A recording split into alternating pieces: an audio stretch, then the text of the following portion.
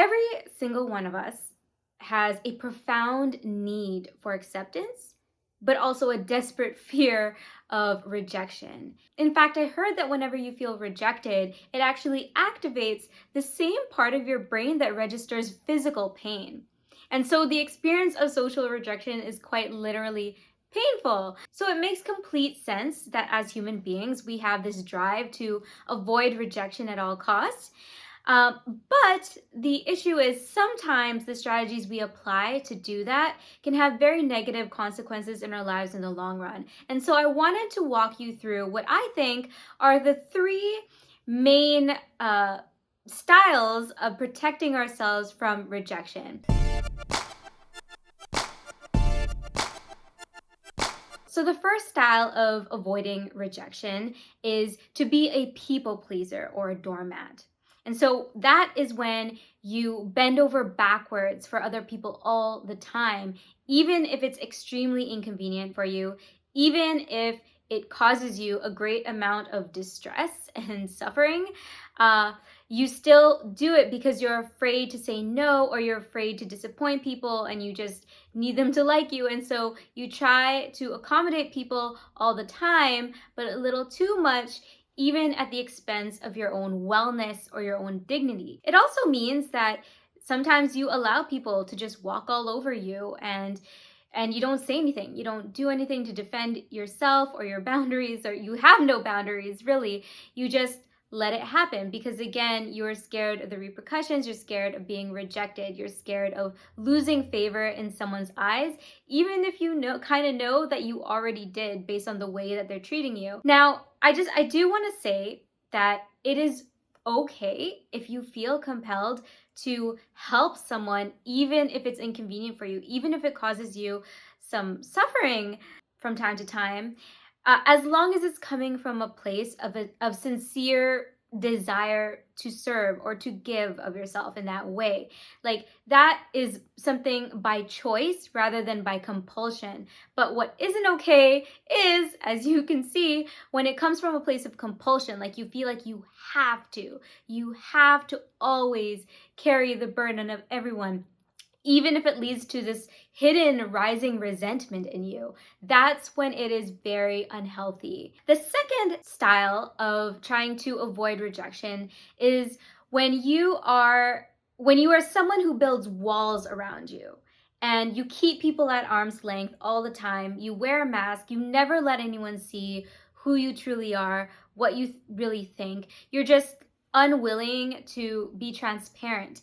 And you do that, again, as another way of avoiding rejection, because by keeping people away and not allowing yourself to get attached to them or allowing them to see you, it gives them less material or information to judge you on. So it's a way of hiding to avoid rejection. Now, I do want to add one last thing that I just thought of now. I don't know why I didn't think of this before, so I'm sorry if I'm not elaborating on this as much.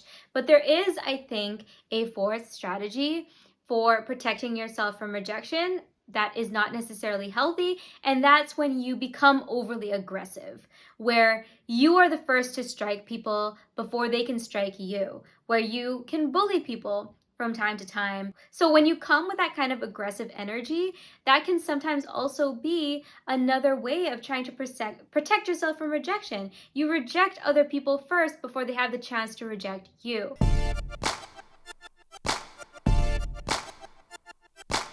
So you may notice that even though these two strategies for avoiding rejection, which seem to be completely at opposite ends, they still have some commonalities in terms of the consequences that they have in your life. So one is they may work in letting you avoid rejection, but only for the short term.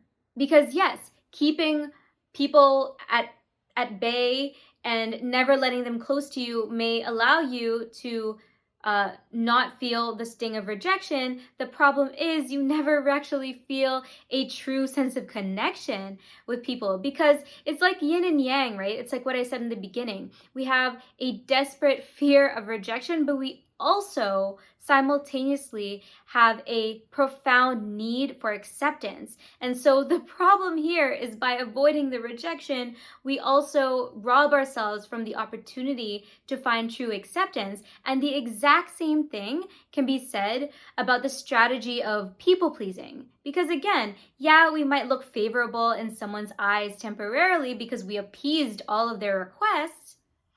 But at the end of the day, whatever connection we made with those people is just shallow and fragile, and we can't really trust it because we don't know, right? Like, they don't really know who we are because we haven't communicated our needs or our boundaries to them. And so we don't really know if they actually respect us for who we are or if they're just tolerating us because we appease them. And so what I'm trying to say is we may avoid rejection temporarily, but ultimately we don't get what we're seeking, which is actually connection, genuine, authentic connection.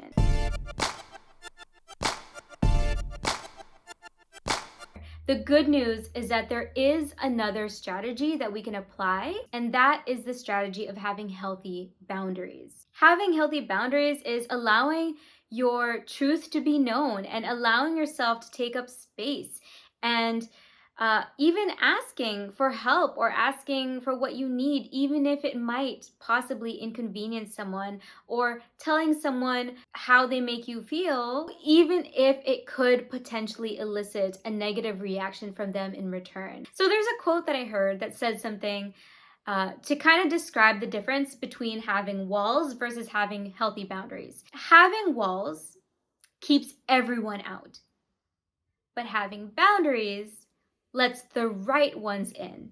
And you know who the right ones are through the filtering process, because the right ones are the ones who respect your boundaries, who honor your needs. That's how you kind of develop a filtering system so you can really trust the acceptance you get from people in your life, and it no longer feels shallow or fragile.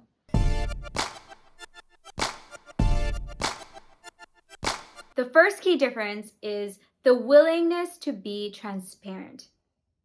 So for the other two strategies, whether you're the people pleaser / doormat, or whether you're the person who builds walls around you or has a mask, in both of those situations is the tendency to hide, the tendency to not share how you really feel or what you really think or what you really need, as I've said many, many times. It's you shrink yourself in order to accommodate someone else or to push someone away. You don't allow yourself to be seen. But with having healthy boundaries, it's all about transparency. It's about bringing alignment between your true interior reality and your external expression of it, and letting people know. And by doing that, you give yourself the foundation in which you can build genuine relationships and connections with people. Now, the second massive difference between these strategies is the tolerance for rejection. So in the other two strategies that I explained is an extreme intolerance for rejection, where you feel like you absolutely cannot stand being rejected or being disliked or disappointing someone, which is what leads to being a people pleaser or building walls around you. You're just unwilling to be rejected, and that's what causes you to go to the extreme of either end.